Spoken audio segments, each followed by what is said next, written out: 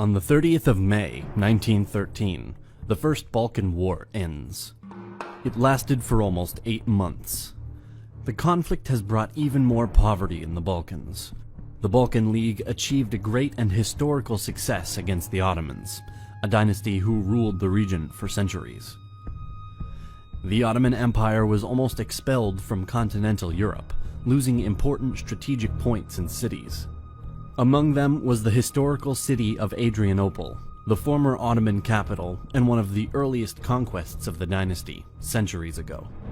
Their European lands were distributed between the winners, and Albania got its independence. But even if this was a major success for each member of the Balkan League, one of them wasn't so satisfied.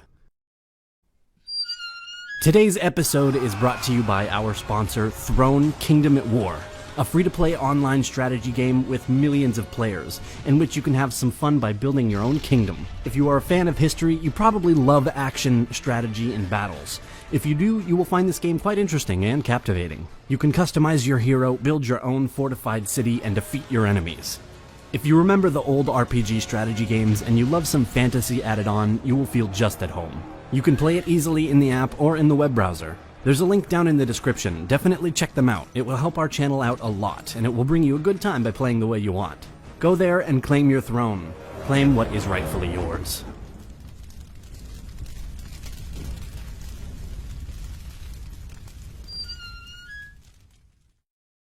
However, the good relations between the victorious Balkan allies quickly disappeared, and this was due to the division of some lands, especially in Macedonia. During the pre-war negotiations that had resulted in the establishment of the Balkan League, Serbia and Bulgaria signed a secret agreement on the 13th of March, 1912, which determined their future boundaries, in effect sharing northern Macedonia between them. During the war, the Serbs succeeded in capturing an area far south of the agreed border. At the same time, a major goal for the Bulgarians was to capture the important port of Thessaloniki, but the Greeks advanced north, occupying the city and establishing a common Greek border with Serbia.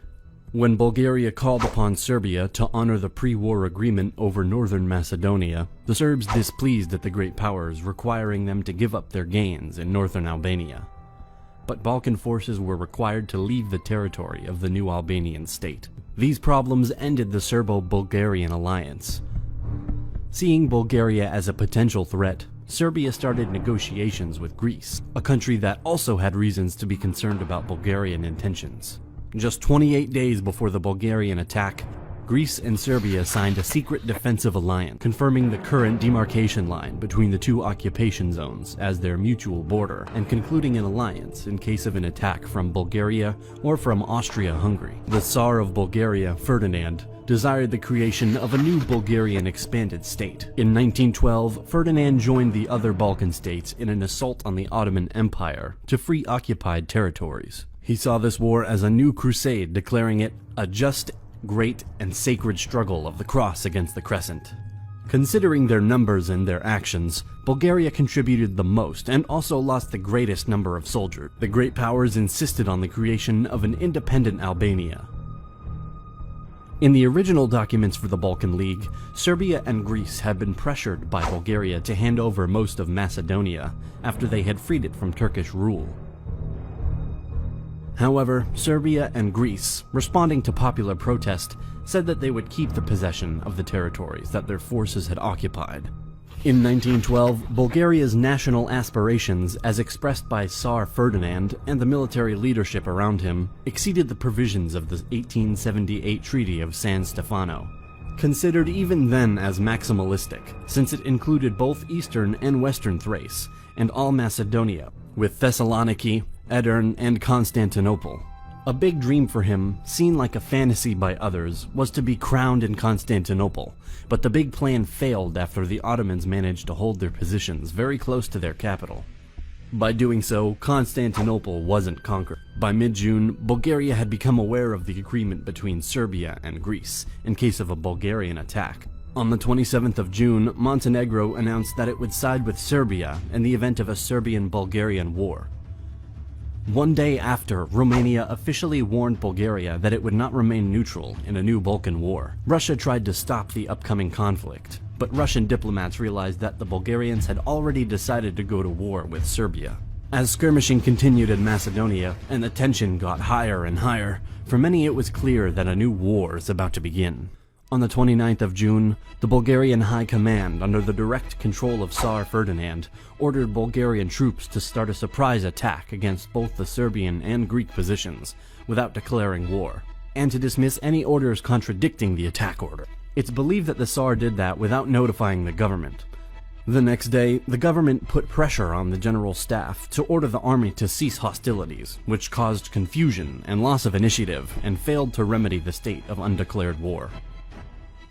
Consequently, although the Bulgarian army had around 600,000 men, mobilizing in the beginning of the First Balkan War, there were only 9 organizational divisions, giving a divisional strength closer to an army corps than to a division.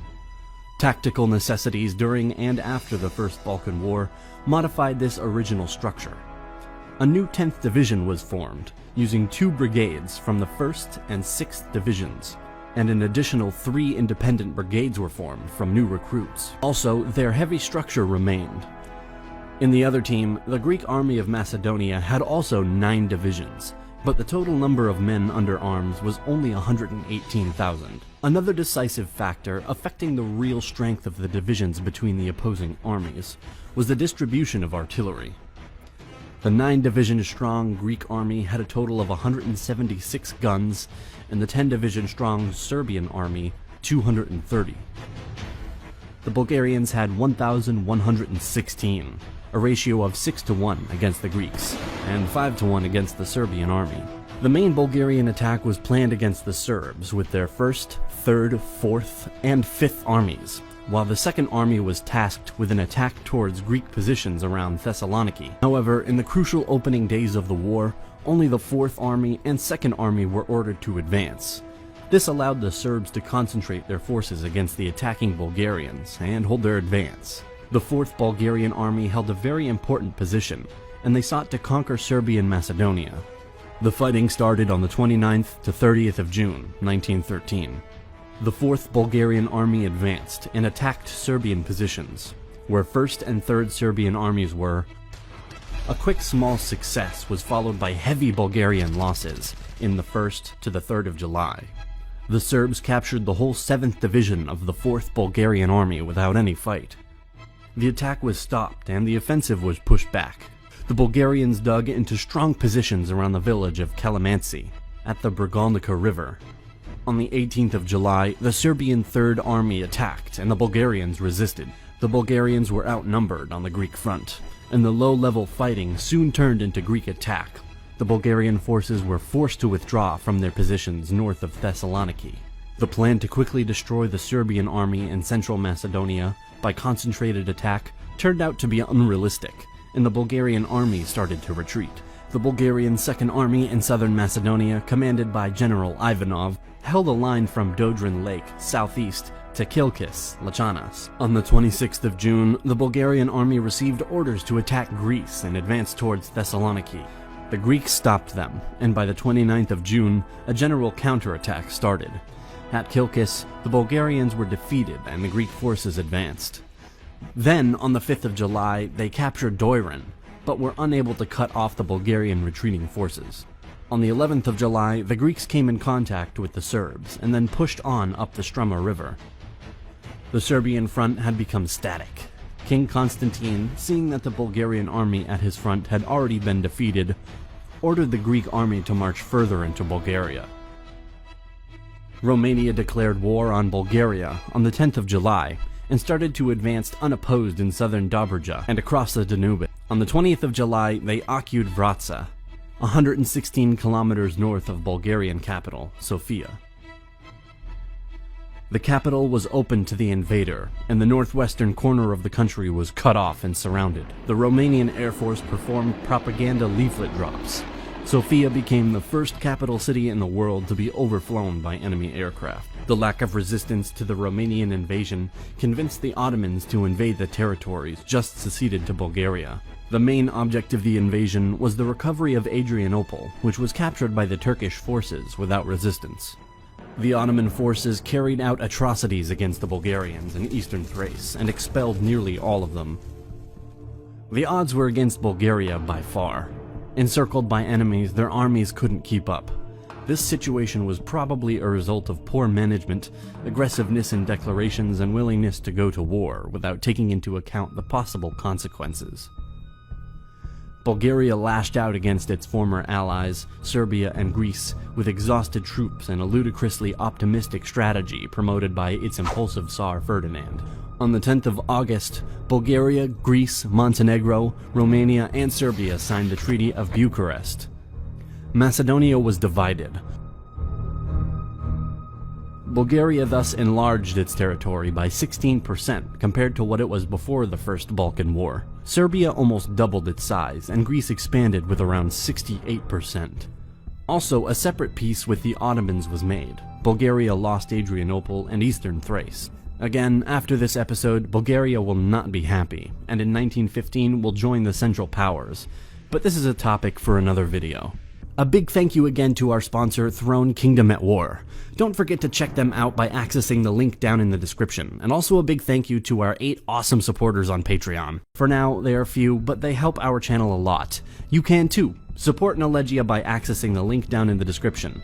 And by doing this, you can see some videos earlier, receive some additional information, and have your name at the end of the video.